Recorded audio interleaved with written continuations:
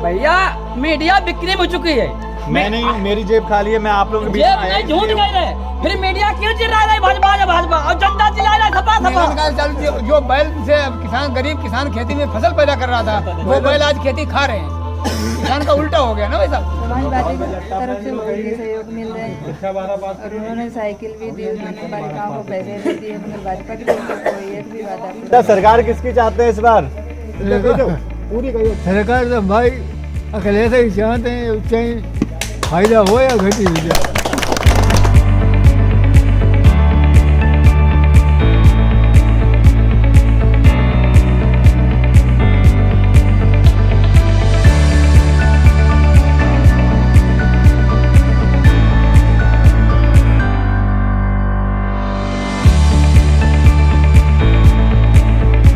नमस्कार, मेरा नाम है राहुल यादव और आप देख रहे हैं दी नेताजी की चुनावी चर्चा। इस चुनावी चर्चा में हमने उत्तर प्रदेश के कई जिलों को कवर कर लिया है और अभी हम पहुंच चुके हैं हरदोई जिले के एक गांव में जो कि सवाईपुर विधानसभा क्षेत्र में पड़ता है। इस गांव के बारे में, गांव के लोगों के बारे में हम गांव के लोगों से ही जानकारी लेंगे। उत्तर प्रदेश 75 जिले, 18 डिवीज़न, 822 ब्लॉक, 52,021 पंचायत और 1,07,422 गांव, लगभग 20.5 करोड़ आबादी वाले राज्य उत्तर प्रदेश के जिले हरदोई के सवाईपुर क्षेत्र विधानसभा क्षेत्र में हम मौजूद हैं। चलिए आइए रूबरू होते हैं हम आप सभी से चंद लम्हों के लिए, न जाने फिर ये गांव शहर गलियां किस ओर ले जाएं हमें। शुरुआत करते हैं आज इस चुनावी चर्चा की हमारे इस गाँव के प्रधान जी से। तो प्रधान जी कहाँ हैं यहाँ? प्रधान जी आप हैं? नहीं, आप बैठिए, आराम से बताइए। आप अपना नाम बताइए। जगपाल यादव।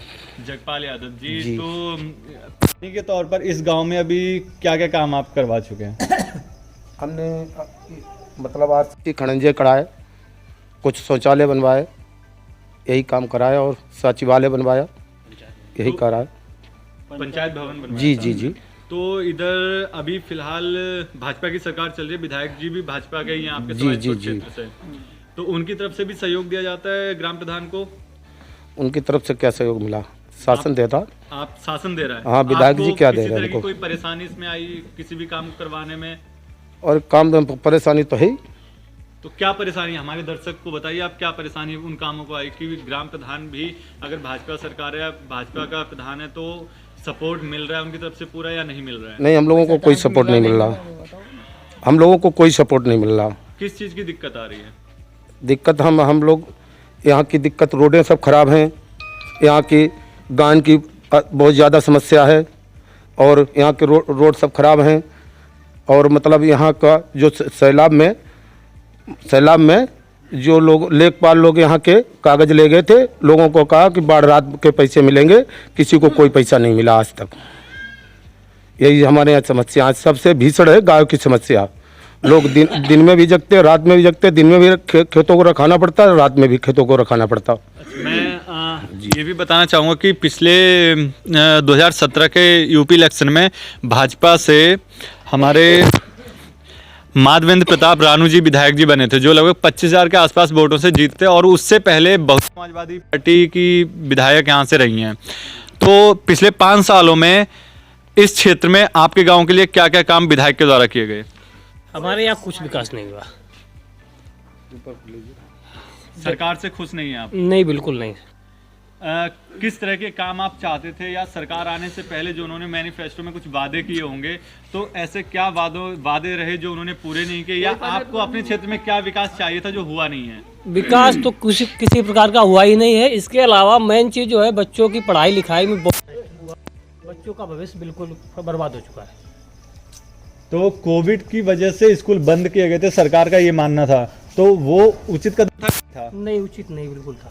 तो किस वजह से वो उचित नहीं था? शायद कहीं ना कहीं सुरक्षा को लेकर, बच्चों की सुरक्षा को लेकर, क्योंकि वो भविष्य है। अगर स्कूल नहीं बंद किए जाते, अगर बच्चे भी उस महामारी से पीड़ित होने लगते, तो शायद इसका प्रभाव पूरे देश में लंबे समय तक देखने को मिल सकता था। नहीं, बच्चों के लिए था कोविड, और मोदी जी आ रहे, योगी जी आ रहे, वहाँ बड़ी बड़ी रैलियाँ हो रही।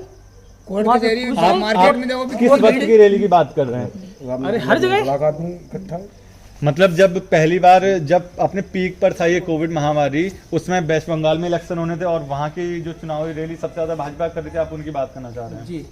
तो उसमें शायद समाजवादी पार्टी और ममता दीदी भी खुलेआम और भारी भीड़ के उन साथ लोगों को अलाउ नहीं था, उन लोगों को अलाउ नहीं था। भाजपा ही रैली कर हाँ रही हाँ थी। जी। चलिए, और साथ आप बताइए, आपका नाम क्या होगी? मैं नवरंग सिंह यादव। ये पूरा गांव यादव कास्ट है या अदर कास्ट के लोग हैं? अदर कास्ट भी है। अदर कास्ट भी हैं। अदर कास्ट लोग भी हैं यहाँ पर। तो इसमें ठाकुर पंडित ये लोग भी हैं शामिल हैं। मतलब तो इसमें यादव का वोट बैंक कितना % होगा इस गांव में? इसे लगभग 60 से ऊपर ही होगा। बाकी अदर कास्ट का है। जी। तो कास्ट सिस्टम का जो समीकरण होता है वो राजनीति के समीकरण को बदल सकता है क्या इस बार? हाँ, क्यों नहीं बदलेगा। वोट बैंक राजनीति ये कास्ट सिस्टम के अकॉर्डिंग भी वोट बैंकिंग होती है आपके उत्तर प्रदेश में इस बार है? जी।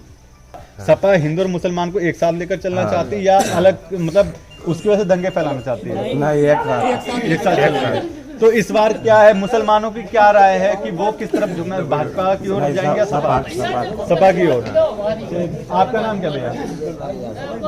विजय पाल यादव जी। आप क्या करते हैं? कुछ नहीं, खेती किसानी करते हैं। खेती किसानी करते हैं। तो पिछले 5 सालों में किसानी के तौर पर आपने अपने क्षेत्र में क्या क्या समस्याएं आई हैं और क्या आपने इससे पहले सोचा था कि इस क्षेत्र में ये विकास होना चाहिए हमारे किसान भाइयों के लिए, जो कि नहीं हुआ? हम ये रहे थे जैसे इस सरकार में बीजेपी में कोई काम नहीं हुआ है। सबसे बड़ी तो ये है, रोड खड़ंजा गली कोई काम नहीं इसमें सरकार में हुआ है। उसके बाद में हम किसान आदमी हैं, खेती करते हैं, उसको दिन में भी रखाते हैं, रात को भी रखाते हैं, फिर भी अब कहीं रिश्तेदारी में जाने के लिए टाइम नहीं है।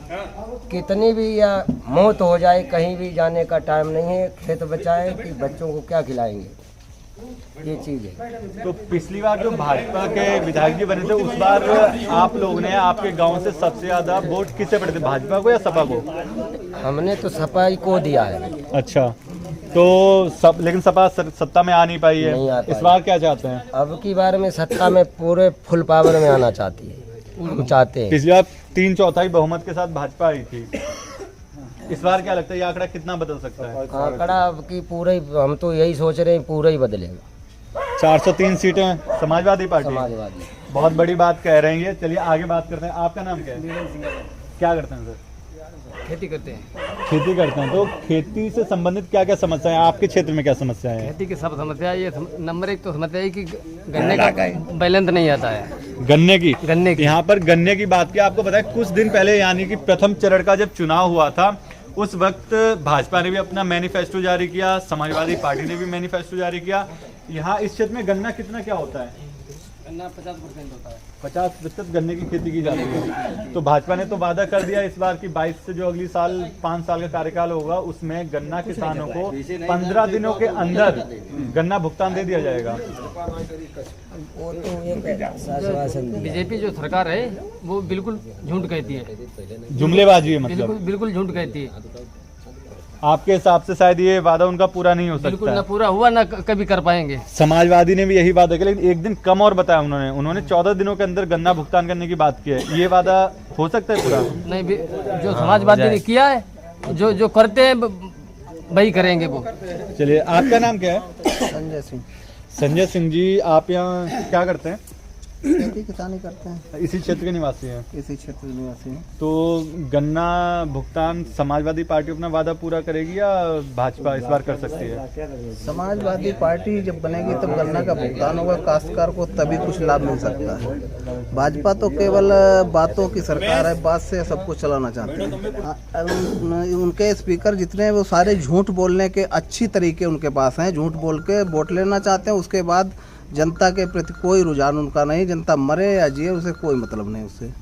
अच्छा, पिछले 5 सालों में और उससे भी अगर पीछे हम जाते हैं 5 सालों की बात करते हैं समाजवादी पार्टी के वक्त की, तो इन 10 सालों के अंदर महंगाई किस हद तक बढ़ी है या नहीं बढ़ी है या बैलेंस है, इस पर कौन बात करना चाहेगा? कोई भी अगर इस पर अपनी राय देना चाहता है, आप बताइए महंगाई का क्या मुद्दा उठाना चाहते हैं अगर है आपके हिसाब से? तो महंगाई साहब होना चाहिए। आपके पास भी आएंगे इससे पहले आपके पास भी आएंगे। आप बताइए फिर हम उनके पास भी जाते हैं। महंगाई चाहते हैं, महंगाई में बात करना भी कुछ महंगाई गए वो गाना को 20 रुपया तो 13 रुपया रही गो 13 रुपया रही गो 13 में गन्ना कतई भुगरा दे मोरे गन्ना सब कोई खाई लेते भाई खाई बच्चे लोग ढूंढा दफा डारो तो सब कोई बाको कोई लिबाल हमारा काम तो लागत चुतिया बनाए गन्ना कौन खा जाता है? गाय खाई जाती है साहब ढूंढा दफा ले जाओ सो को मिल में नहीं लेते अब ले जाओ जी पैसा नहीं टाइम पर यानी कि भुगतान 15 दिनों में इस हालत में भाजपा कर सकती है क्योंकि उनके पास आंकड़े भी ज्यादा नहीं होंगे। भाजपा नहीं कर पाएगी 15 महीने तक। चलिए आप बताइए, आप कुछ कह रहे थे। हम भैया जा कहते जय सब અહીંયા હીર ना अब हम तिवारी जय वोट नहीं सब अपने सपम अब मदी वाजपेयी अब काय नहीं तुम्हें मालूम है?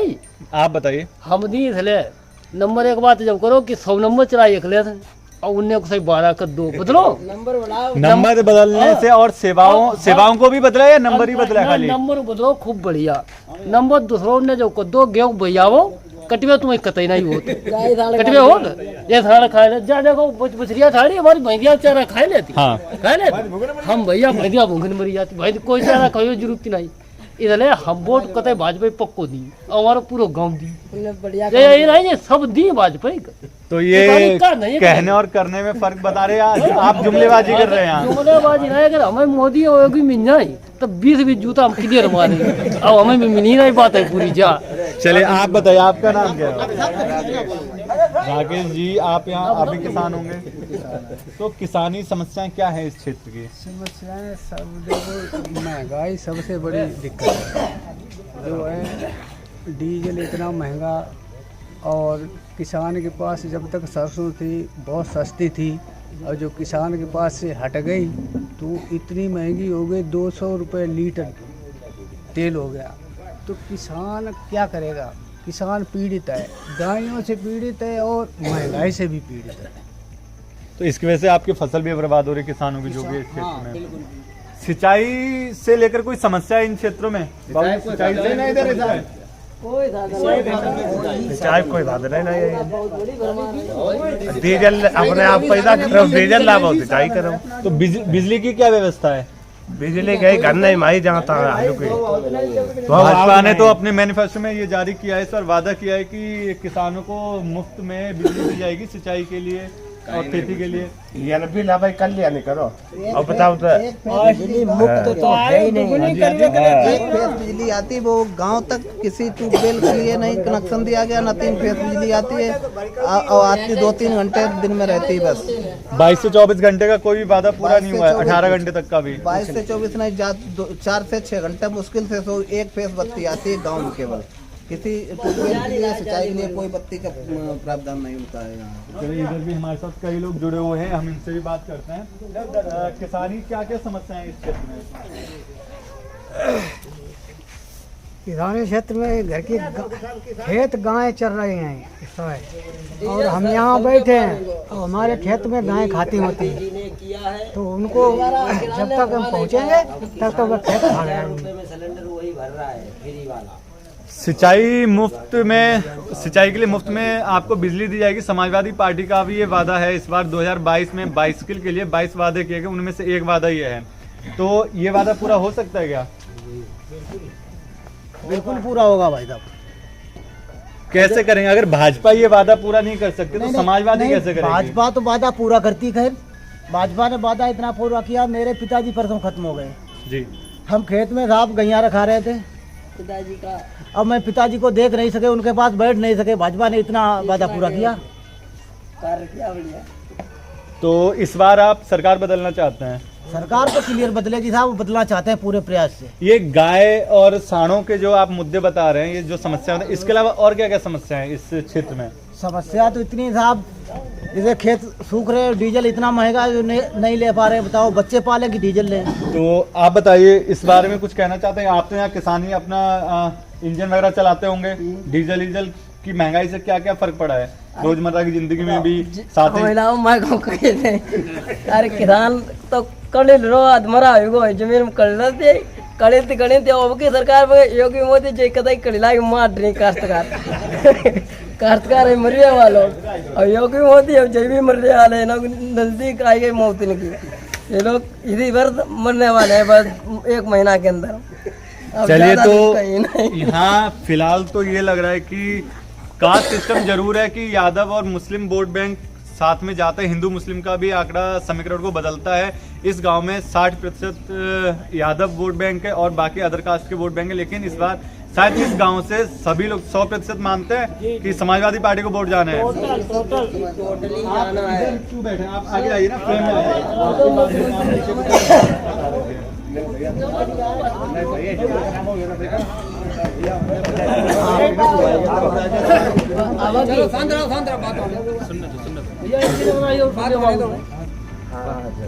आइए पहले आप बैठिए, मैं आपसे एक सवाल और पूछना चाहता हूँ। बैठिए बैठिए वहीं बैठ जाइए, कोई दिक्कत नहीं है, आप कहीं बैठिए। समाजवादी पार्टी ने अपने मैनिफेस्टो में एक और वादा किया कि 2005 से पूर्व तक का जो समाजवादी पेंशन योजना है उसे लागू किया जाएगा, दोबारा से पेंशन दी जाएगी सभी को। ये वादा पूरा होगा? होगा पूरा। तो आप लोग इस वादे के समर्थन में भी हैं कि ये वादा, ये सबसे अच्छा शायद मैनिफेस्टो में वादा किया कि 2005 से पुरानी जो भी समाजवादी पेंशन योजना तुरंत रुपए मिलने चाहिए सभी को। जी मिलना चाहिए और मिलेंगे भी जी मिलेंगे, ये पूर्ण विश्वास है। हमारे उन्होंने जो वादे किए थे, समाजवादियों ने जो वादे किए वो टोटल पूरे किए, मतलब सत्य है। पहली बार भी जो सरकार बनी, पुल भी बनाया और उसके बाद में इतना परेशान हूँ कि जब उनकी सरकार आई तो खाद में लाइन लगानी पड़ी। आइए अब वहाँ जो बैठे हैं वो कहते हैं वो बोरी तो बड़े आदमी ले गए। हाँ, हम लोगों को कुछ नहीं मिला, तुमको एक बोरी मिलेगी, वो भी लेकर आओ। वो आधार कार्ड हमारा नाम नवरंग सिंह, वो कहते हैं इसमें सिंह नहीं, इसमें वो कहीं कुछ कहते कहीं कुछ कहते। ये चीज़ें हैं। खाद बीज की सारी महंगाई, गेहूँ हमारे पास रहा तब तक 15 रुपये, अब उनके पास पहुँचा अब 20 रुपये।